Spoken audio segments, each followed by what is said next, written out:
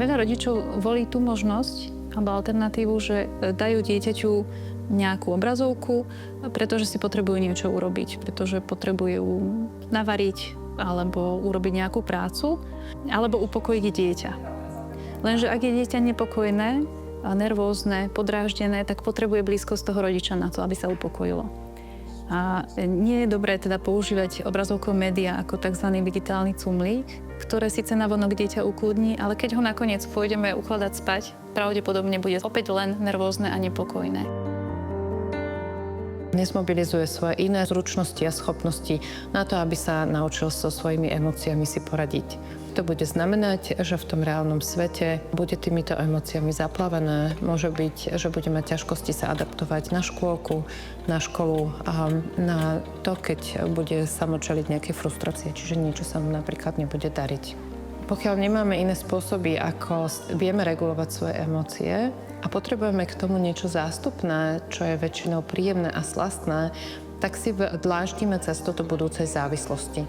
Je to jeden z veľmi silných faktorov, ktoré v budúcnosti môžu znamenať, že keď príde napríklad nejaký alkohol, droga alebo čokoľvek iné, tak mozog naučený na to vypínať sa slasťou bude veľmi rýchlo, v krátkom čase závislý. Oveľa rýchlejšie, ako by sme to zažívali u predošlej generácie, ktorá nemala mozog v úvodzovkách predpripravený týmto slastením.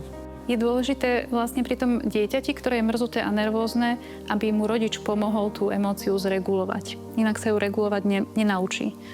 A potom vidíme aj v ambulanciách alebo bežne na ulici deti, ktoré sú nervózne, podráždené, majú afektívne rapty a ktoré nevedia vlastne s tou frustráciou alebo s tým afektom vôbec narábať. Veľmi často sa ako pediatri stretávame, a možno to aj ako rodičia robíte, že v ťažkých situáciách, keď dieťa sa očkuje, alebo keď sa vyšetruje u lekára, alebo keď ide k zubárovi, sedí v zubárskom kresle, mu púšťate videá. Úplne rozumiem, z akého miesta to robíte a prečo to robíte ako rodičia a že vám to príde ako dobrý nápad, pretože dieťa zaujmete a odvediete jeho pozornosť inam. Pravdou však je, že ten problém sa nevyrieši a ani tomu dieťaťu vlastne neukážete spôsob, akým sa s danou situáciou vyrovnať.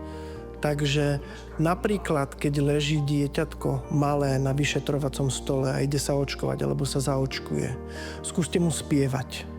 Skúste ho hojdať po tom, ako sa zaočkuje. Skúste sa mu prihovárať.